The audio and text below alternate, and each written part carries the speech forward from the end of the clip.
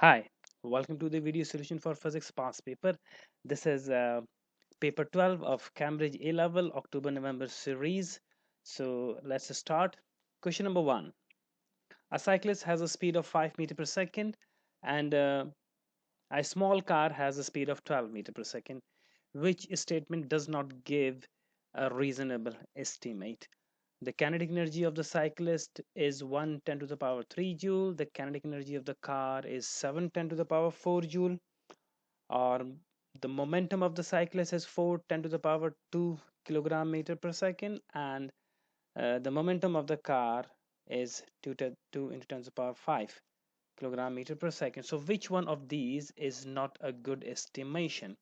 So if you see, we are given velocities. I'm just calling this velocity of the cyclist v1, and velocity of the car is let's call it v2.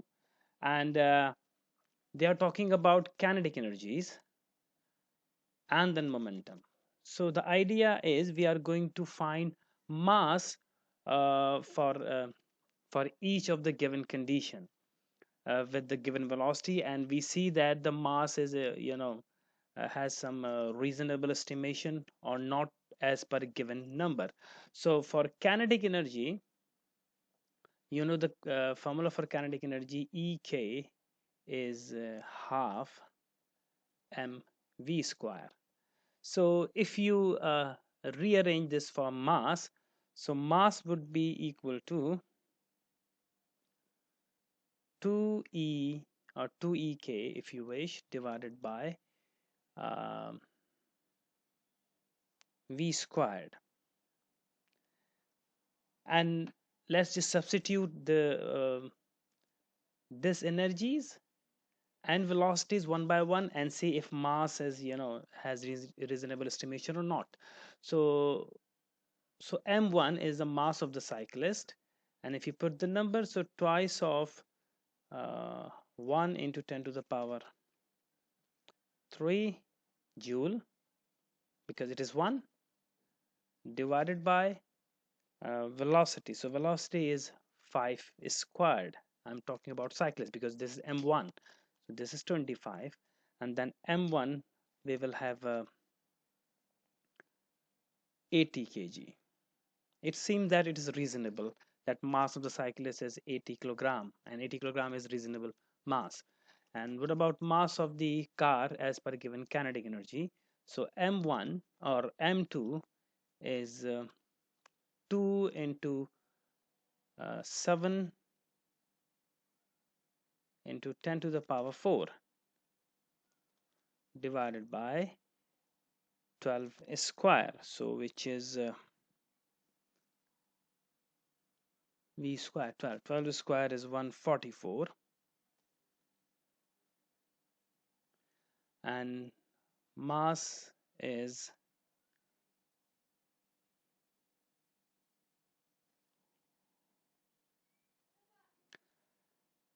972 kilogram. And this again gives us a reasonable mass of a car, which is around 1000 kg or 1500 kg is the average mass of a car, and they are saying this is a small car, so it is a reasonable statement or masses for a given kinetic energy. Now let's just talk about momentum. And for momentum, the formula for momentum is p is equal to mv. Again we are going to find the masses, so formula for mass m would be equal to momentum divided by velocity. So let's just talk about mass m1 for cyclist. So momentum of the cyclist was given 4 into 10 to the power 2. That means 400 divided by velocity is 5. So again it will give you 80 kilogram. Again reasonable mass. M2 is momentum of the car, which is 2 into 10 to the power 5 divided by 12, and then mass will give you 16,666 kilogram. Now, if you see 16,000 kg, this is, unacceptable or not a reasonable estimation of the mass, because car cannot have um, 16,000 kilogram of mass. The mass of the car ranges around 1,000, 1,500, and maybe 2,000, 2,500, but not just 16,000. It is just mass of some truck, not the car. So, of course, D is not reasonable estimation. Option is D. Which expression gives an SI base unit?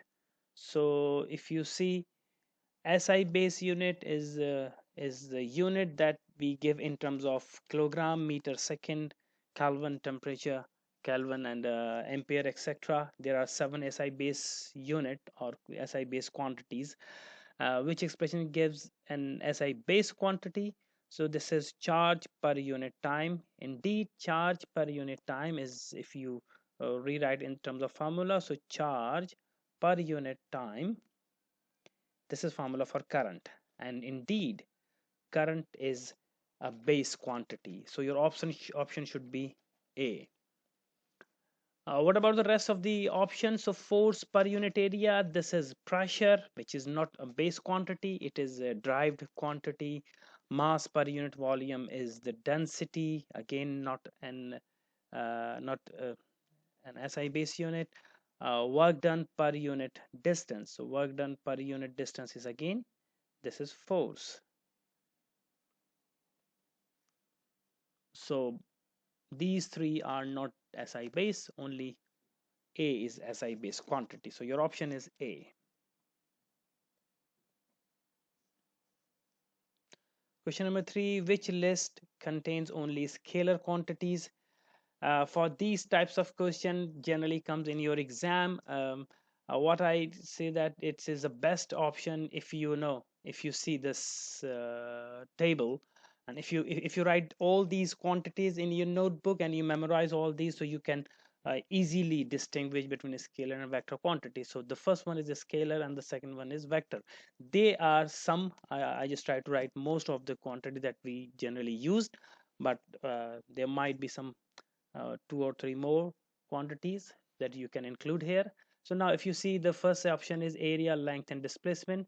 So area and length, these are scalar quantities you find in the list, but displacement is a vector. You need to find the one that which has all scalar quantities. Second one is kinetic energy, speed, and power. Indeed, the option is B, because speed and power, this is speed and this is power, and kinetic energy, and energy, any types of energy is a scalar quantity, so your option is B. In this, in part C, potential energy and time, these two are scalar but momentum is vector, while in the last option D, distance and temperature are scalar but velocity is vector, so your option is B. A micrometer is used to measure the 28.5 millimeter width of a plastic ruler. The micrometer reads to the nearest zero point zero 0.01 millimeter. What is correct way to record this reading? Now, if you see what is happening in given option, the first two options, they are recording the measurement in meter. So that means if you convert to 28.5 into meter, so you will have to divide by 1000. So the first part of the reading is, indeed this is in meter, but uncertainty is not in meter, they are using in millimeter. So because of this is a wrong option. And the second one,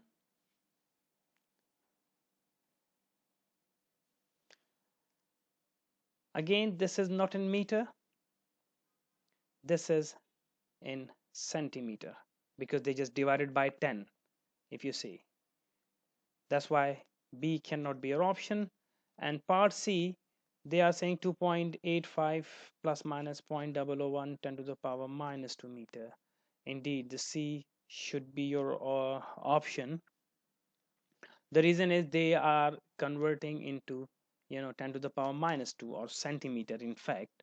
So they divided by uh, millimeter divided by 10, so 2.850, this is in centimeter, and divided by 10, this is again 0.001, it is centimeter, and centi is written here. So that's what you see, that C is your option. While here you see they have converted the D, this is in centimeter, divided by 10, so this is centimeter, this is centimeter, but here they are using wrong prefix, 10 to the power minus 3. So your correct option is C.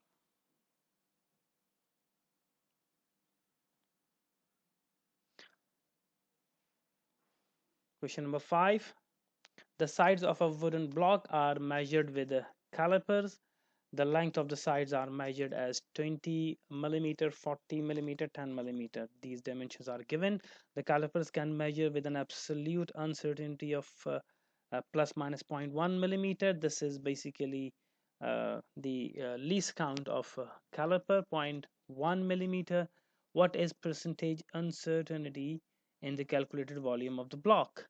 So if you see volume of the block, V is equal to length multiplied by width multiplied by height. This is the formula for volume. And if you need to find the percentage uncertainty, so the percentage uncertainty of volume, delta V by V would be equal to delta L by uh, L plus delta W by W plus delta H by H, where delta L, delta W, and delta H are uncertainties in the measurement of length, width, and height respectively, or in this case, this is the absolute uncertainty of the measuring device, which is, of course, we take as uncertainty in the measurement. So how do we do that? So delta L is taken as absolute uncertainty of the instrument, which is in fact uncertainty of the measurement. So delta L, I will take 0.1 divided by 40, the length, plus delta W, 0.1 divided by width, which is 10, plus delta H, 0.1 divided by 20. And if you solve all these things, then you will have 0.0175. This is fractional uncertainty. And if you multiply by 100, it becomes 1.75%, which is rounded off till 1.8%. So your option is B.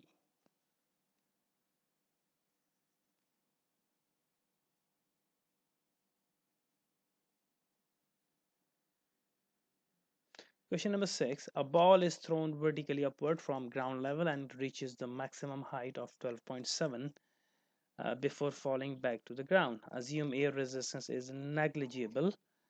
Um,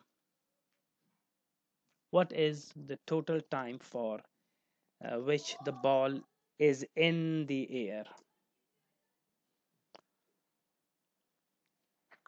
Okay, so if you need to find the time and it is accelerated motion, so you will have to use equation of motion.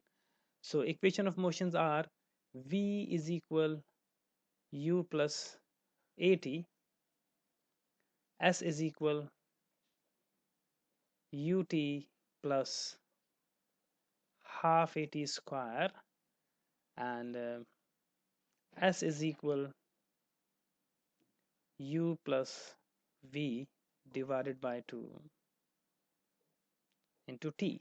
These are three equations of motion in which time is involved, but unfortunately we cannot use any of these equations because The first equation involved initial velocity, meaning at which the ball is thrown vertically. So we don't have u. For the second equation, s equal to, again we need initial velocity that we don't have. And the third one, if we need to find the time, again we need initial velocity. So we cannot find time until we figure out what is the initial velocity of the ball. So in this case, first we need to figure out the initial velocity, and the idea is the ball is thrown vertically upward from the ground level and it is going up, and it's all about motion under gravity. So some object is is thrown initially vertically upward, and then reaches at some height and start falling down. So what is happening at start, because the object is thrown, so object has kinetic energy which is maximum at the ground level, and as ball is rising up, kinetic energy decreases but the potential energy increases until at maximum height. So the particle or the ball in this case has only gravitational potential energy. So where did this energy come from? Answer is the kinetic energy has converted into GPE. That's the idea we are going to use to find the velocity. So we know that half mv squared, this v is basically velocity at the bottom. So it's better if I write u square. Half of mu square initial velocity is equal to, so loss of kinetic energy is equal to gain in potential energy, mgh, and gets cancelled. So u is equal to, if you make u as a subject, so u is equal to 2gh root. This is the equation that we use to find the velocity, because height is given, height gained by the ball. So u is equal to twice of 9.81 into height, so 12.7, and u would give you, u is equal to 15.75, or you can round it off, 15.8 meter per second. This is initial velocity, and now initial velocity can be used in any of this equation to figure out time. So the easiest equation for me is I use the first equation of motion. So T is equal to v minus u divided by a. At maximum height, final velocity is 0 minus initial velocity we found 15.8 divided by particle moving up, so minus 9.81. And if you divide these numbers, so t will be equal to 1.61 second. This is the t. But in the question they are saying what is the total time for which the ball is in the air. Remember, this is the time for one way travel, either going up or coming down, and we need to find total time then in which the ball remains in air. So the total time is twice of 1.61, which is 3.2 or 3.22. So option is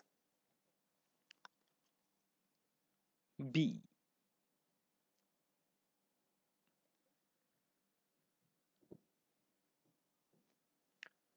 Question number 7. A snooker ball has a mass of 200 gram. It hits the cushion of a snooker table and rebounds along its original path. The ball arrives at the cushion with a speed of 14 and then leaves it with a speed of 7. The ball and the cushion are in contact for a time of 0.6 second. What is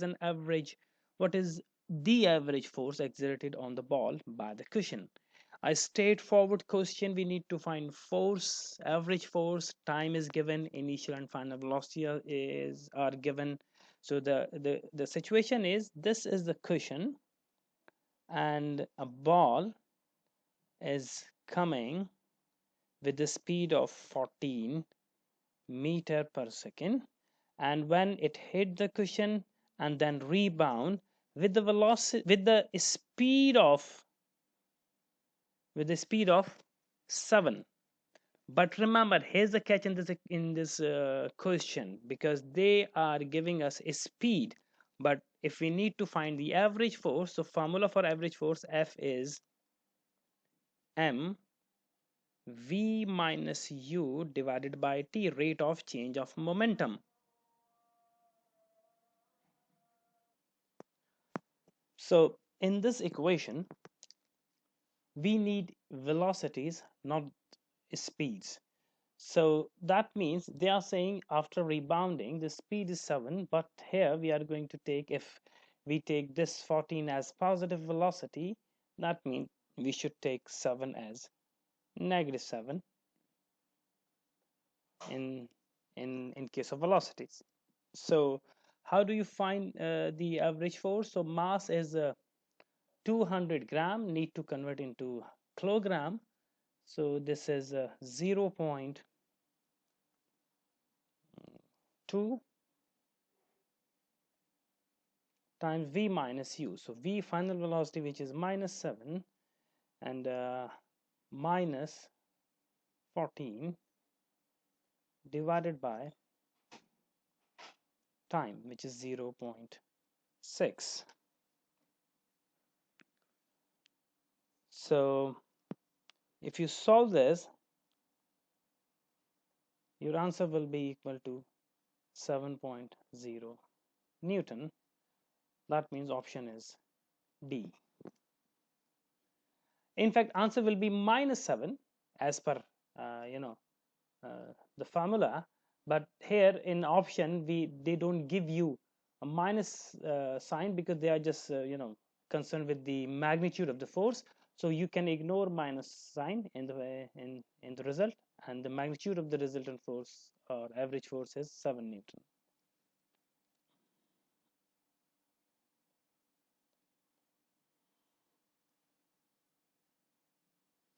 Question number 8. A tennis ball is released from rest at time t equal to 0 and falls through air for a long time. Which graphs of its displacement against time t best represent the motion of the ball? So a ball is released, that means if this is the ground and the ball is released from some height and it is falling down, so you know that when the ball is falling down, its velocity is continuously increasing. That means your option A and option B are immediately gone, because these are the graph when the speed is decreasing with time. So for C and D, in both the graph, velocity is increasing with time, because this is displacement time graph. Gradient of displacement time graph will give you speed or velocity. So if you see the option C, the graph, this is the graph of you know um, accelerated motion, and the rate of change of velocity, which is acceleration, is constant. So you have a constant increase in the velocity, and in fact what is happening, not till here, you just ignore this because velocity cannot be infinite. At this point they are showing that the velocity becomes infinite, because the gradient will be vertical, so infinite velocity, so you cannot have option C. And of course another reason is, if you see initially in option D, initially what is happening, your graph is curved up, that means your velocity is increasing, but as air is acting, there will be a time when the object or the ball will be moving with some terminal velocity, and that shows with the linear path. So your option is D.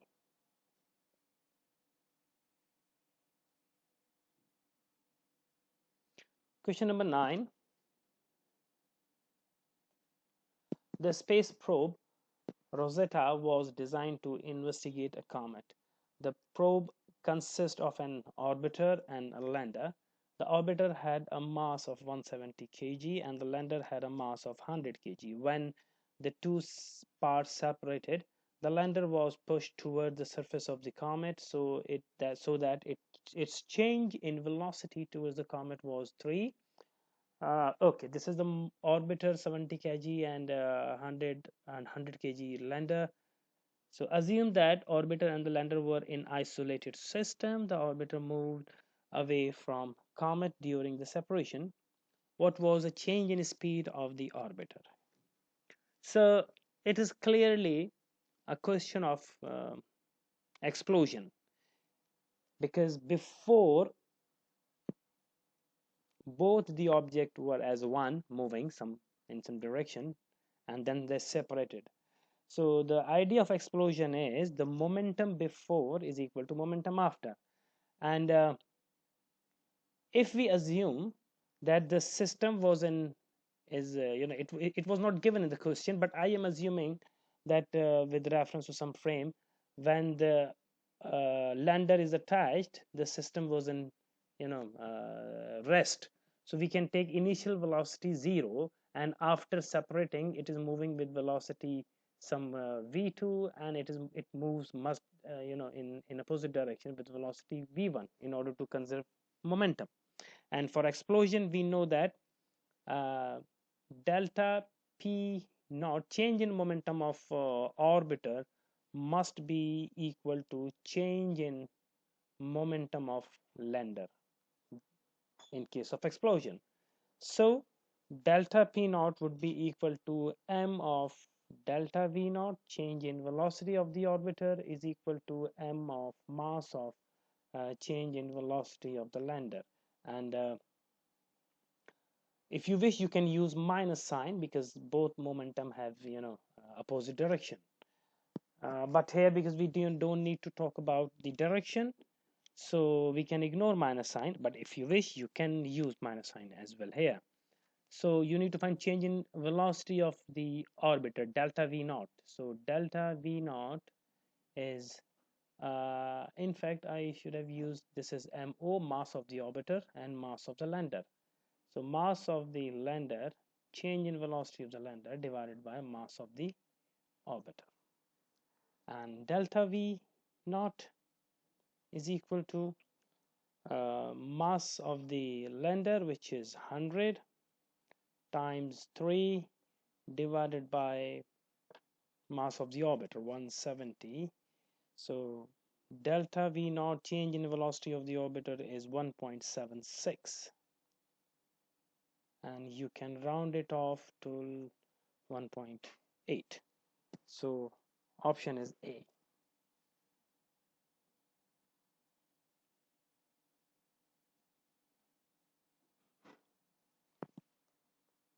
Question number 10. A positively charged oil droplet falls in air in a uniform electric field that is vertically upward. The droplet has a constant terminal speed V naught, and the electric field strength is E. The magnitude of the force due to air resistance acting on the droplet is proportional to the speed of the droplet. Which graph shows the variation with E of V naught? So we have given V naught, that means terminal velocity against electric field intensity graphs. Clearly, if electric field is varying from 0 to some maximum value, uh, we cannot have constant constant velocity if E is changing. So V naught should be changed because E is changing, increasing. And again, C is showing that after some specific value of E, the velocity stays the same no matter what electric field is. So this is again a wrong concept. So we need to choose either from A or B. And the idea of the question, if you see what is happening here,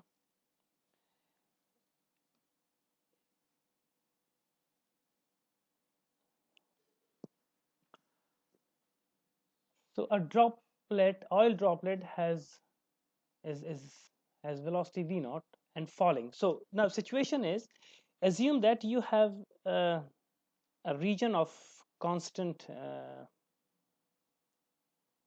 electric field and it is vertically upward. That means this is positive and this is negative. So you can imagine you have a upward electric field and a droplet is falling. So this droplet is falling down, and how many forces will be acting? They are saying that of course we have a electrostatic force acting upward if it is positively charged, suppose. So you can imagine that it is electric force acting upward, and we have air resistance, because air resistance is also there acting upward. So let's suppose this is air resistance F, and weight of the air drop, not air, sorry, oil drop. So F, Fe, and W, these are the forces acting on the oil drop, and the oil drop is falling with the terminal velocity. That means all forces are balanced. So you can write F plus Fe is equal to the weight in case of if droplet is falling with the terminal velocity. Now what we need to do, this is air resistance, and they are saying that air resistance is directly or yeah, it's directly proportional to the speed of the object. So you can say that F can be written as k v naught, because F, air resistance F, is proportional to the speed. So you can write that kf is kv naught plus this is electric force, and electric force Fe, electric force is E into Q. This is definition of electric field intensity. If you remember, E is F by Q, force per unit charge. So you can rewrite for F is EQ, or Fe is EQ. Why am I using E? Is just to distinguish between two forces, F and air resistance and electric force. So I can write this Fe as EQ into W. And now if you rearrange this equation for V naught, so you can rewrite this as KV naught is equal to minus QE plus W, and then V naught is minus Q by K E plus 1 upon K into W. What did I do here? In fact, I just convert this relation in the form of y equal mx plus c. If you see, this is y equal mx plus c.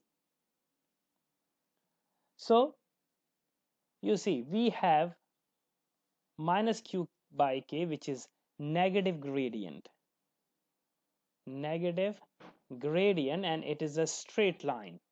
So that means the graph of V naught against E should be a straight line, because the relation between V naught and E is obeys or following y equal to mx plus c form. So we must have a straight line, and this gradient shows that the gradient of the line should be negative.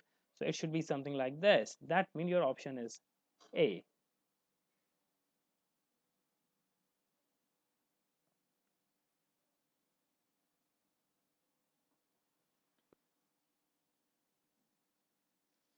Question number 11. A rigid uniform bar of length 2.4 meter is pivoted horizontally at its midpoint. This is pivot and distances are given. Total length of the rigid bar is 2.4. Weight are hung from 2 points on the bar as shown in the diagram. To maintain equilibrium, a couple is applied to the bar.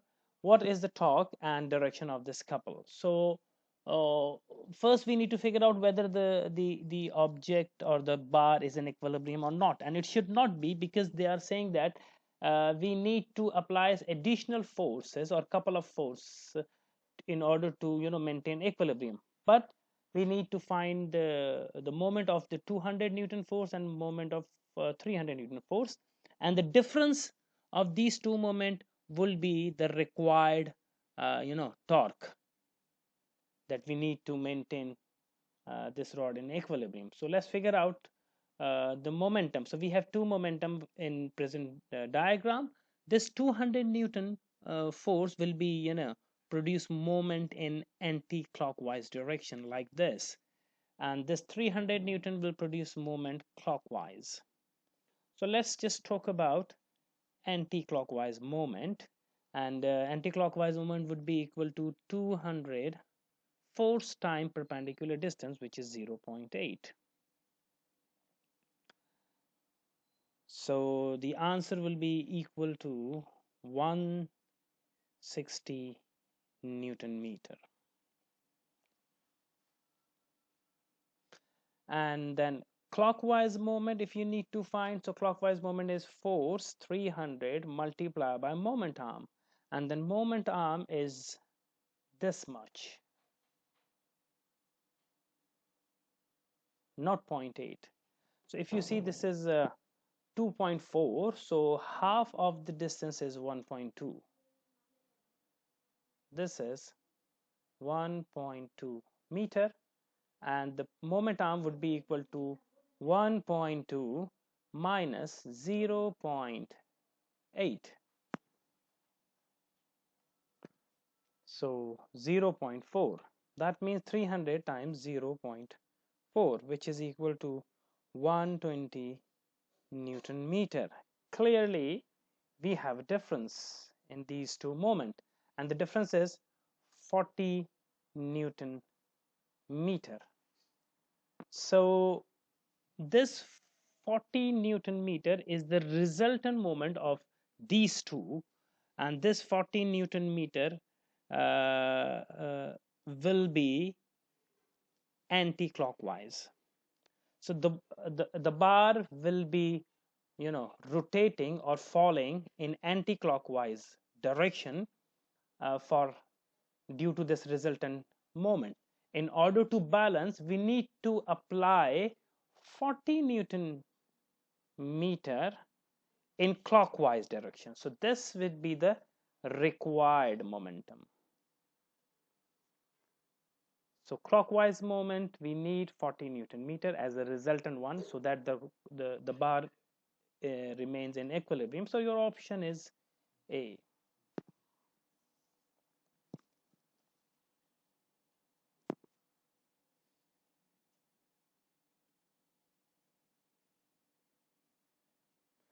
Question number 12, the two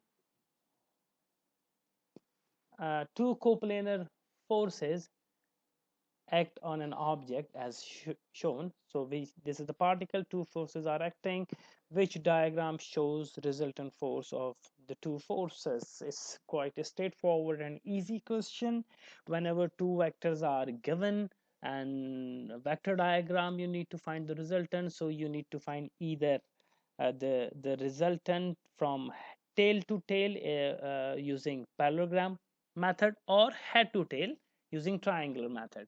So if you see, they are saying this is the resultant F in case if you join these two tail to tail. So of course it is cannot be your option, because if vectors are joined tail to tail, then the resultant should be fine after completing parallelogram. So this is not the correct resultant, because the vectors are joined tail to tail. Here vector, this is the horizontal vector, this one, but they flip the direction of this one. This is the wrong vector diagram. You cannot have option B. Again same thing, they flip both of the component, left and the down. You cannot have this option. But if you see, the horizontal vector is in the same direction as this one and same magnitude, and this the second vector is joined with the head of the first, so head to tail rule, and this is the last vector. So this is the correct diagram according to head to tail rule. So your option is D.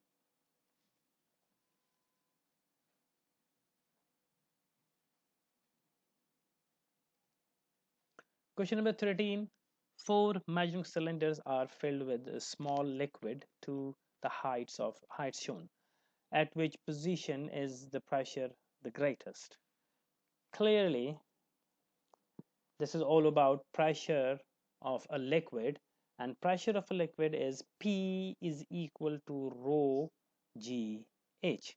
Pressure depends on mainly two things: density of the liquid or fluid, this is density, and h is the depth, how deep the object is. So immediately your option A and option C are gone because the points are at the surface. So height is 0. There is no pressure due to liquid. Uh, if you see, for option D is at the bottom, but height is just 10.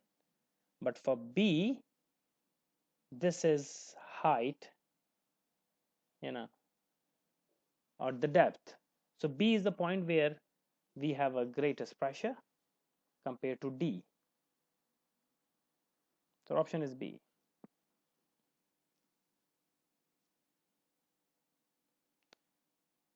Question number 14. The gas in an engine does work on piston of cross-sectional area 80 centimeter square. The pressure on the piston has a constant value of 4.6 10 to the power 5 Pascal.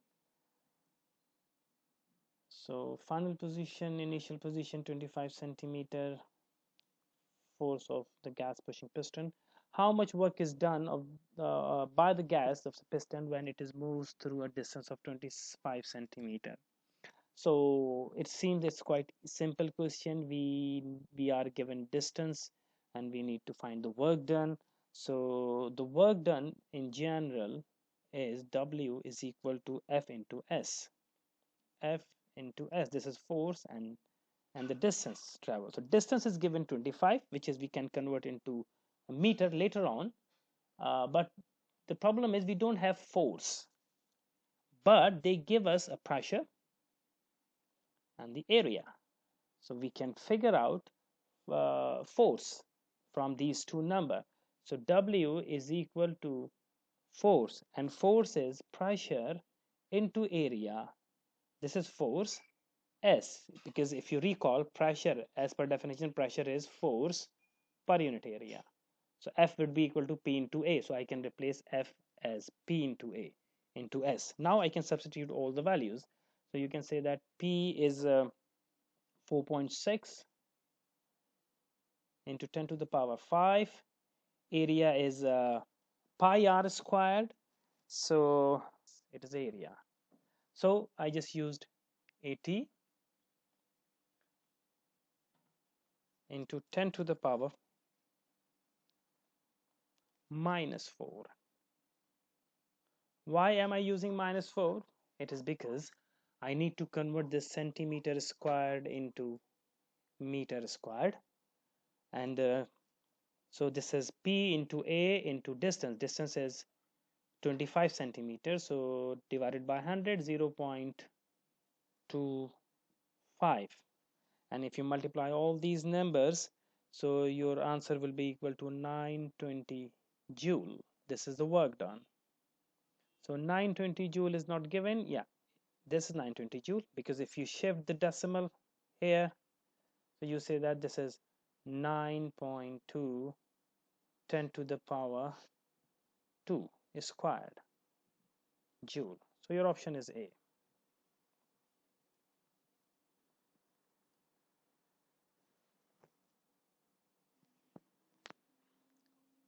15. A power station using coal as fuel has an average power output of 3000 million watt or megawatt. Coal is supplied by 20 trains each day. The efficiency of Efficiency of the station in converting the thermal energy released from the coal to electricity energy is 26%. A mass of 1 kilogram of coal will release 33 million joule of thermal energy when burnt. Which mass of coal does each train bring? So first we need to figure out how much input energy we are given in the power station, and for input energy or input power we can use this output and efficiency. So the idea is efficiency is output upon input, so 0.26, I just write here efficiency E is output divided by input in general. So if you have energy, you can say output energy divided by input energy, or if you have a power, output power divided by input power. So efficiency is 26%. That means 0.26, removing percent sign, 0.26 is equal to output energy, which is 3000 million joule. If you remove million, this million or mega, 10 to the power 6. So you can write this as 3 into 10 to the power 9. 10 to the power 3, 10 to the power 6, 10 to the power 9 divided by input power, so pi. So pi input power I am going to find as, if you rearrange and you say pi is 1.15 into 10 to the power 10 watt, and watt means joules per second. So suppose in 1 second this much joule energy is input or is given in 1 second. So we should use this as energy in 1 second to find the mass. So they said that the 1 kilogram gives 33 million joule. So you can use simple ratio concept, that 1 kilogram gives us 33 million or megajoule energy. So how much mass do we need for 1.15 into 10 to the power 10 joule of energy in 1 second? So if you solve this, you have a x or mass in 1 second that we use is 349.6 349.6 kilogram per second. This is the mass in 1 second. What about mass in 1 day?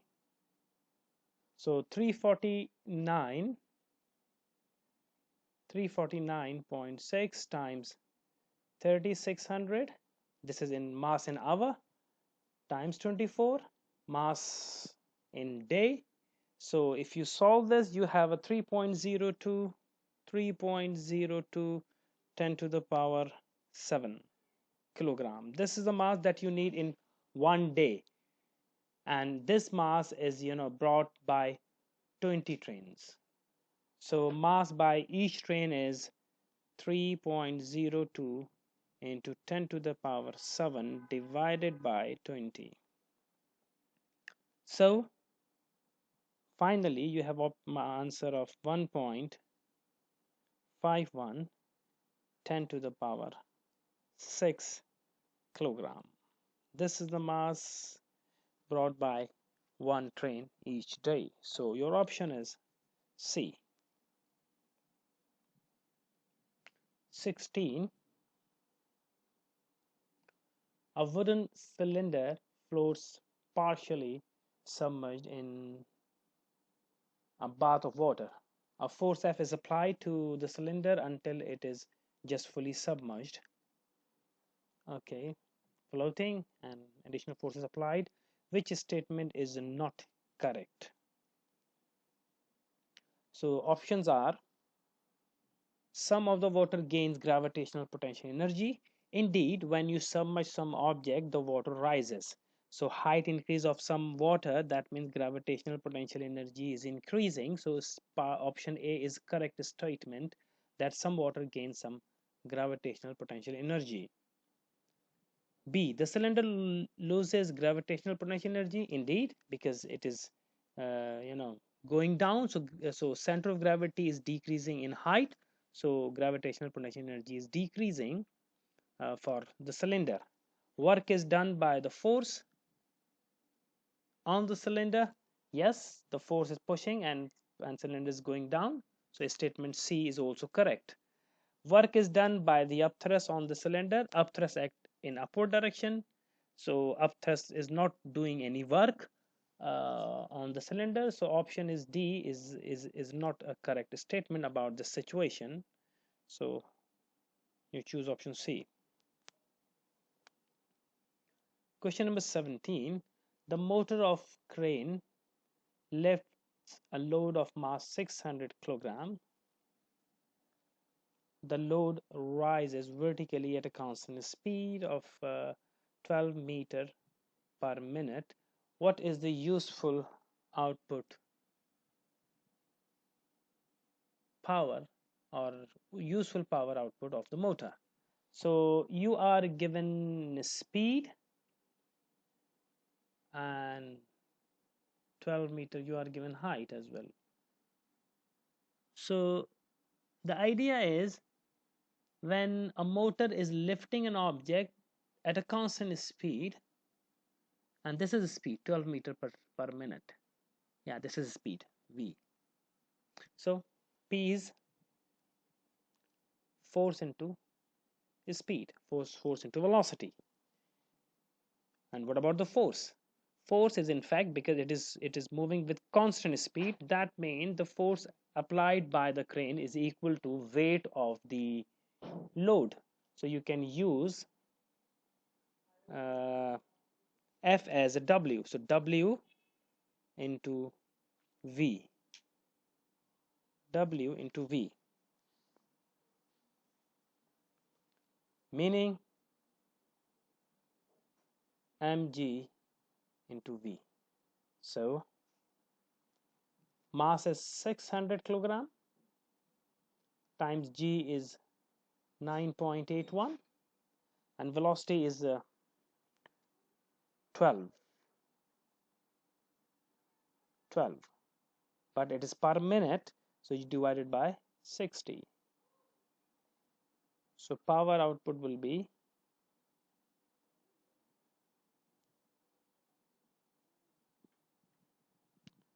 1.2 kilowatt. That means your option is B.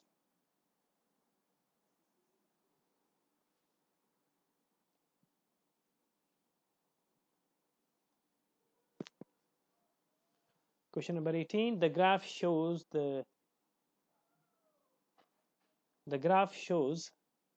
the effect of applying a force of up to 5 Newton to spring.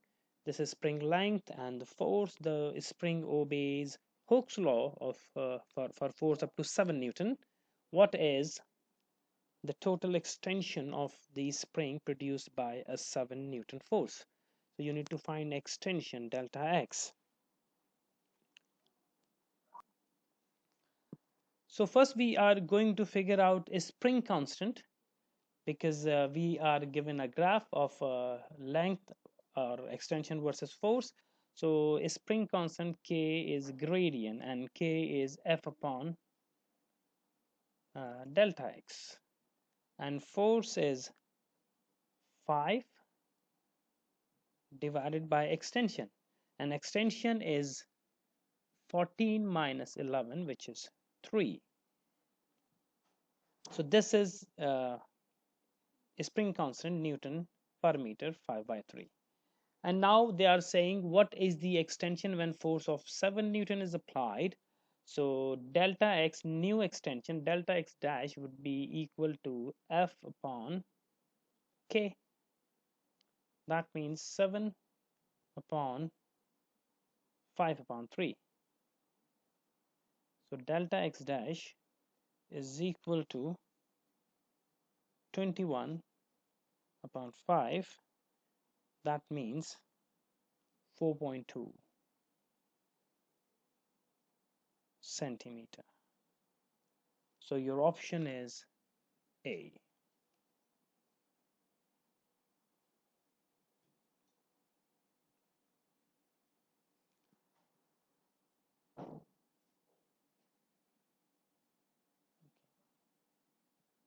Question number 19. A rubber cord hangs from a rigid support. A weight attached to its lower end is gradually increased from 0 and then gradually reduced to 0. Okay, this is a typical graph of elastic band. Remember this elastic band force extension graph. The upper graph shows the loading when you stretch the rubber, and this is unloading when you're removing the load. The force extension curve of our contraction is below the force extension curve for stretching. What does the shaded area between the curves represents?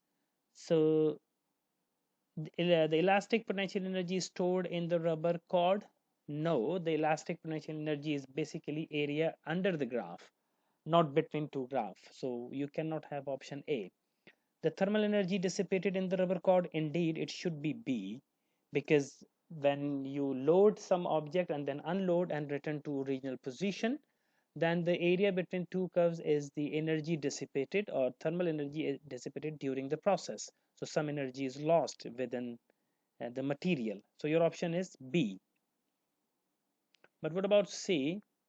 The work done on the rubber cord during the stretching. Again, work done is a total area under the graph. The work done by rubber during contraction. Again, this is the work done when you are unloading or contractions, total area. So option is B. 20. A transverse wave is traveling along a rope. The frequency of the wave is 2 Hertz.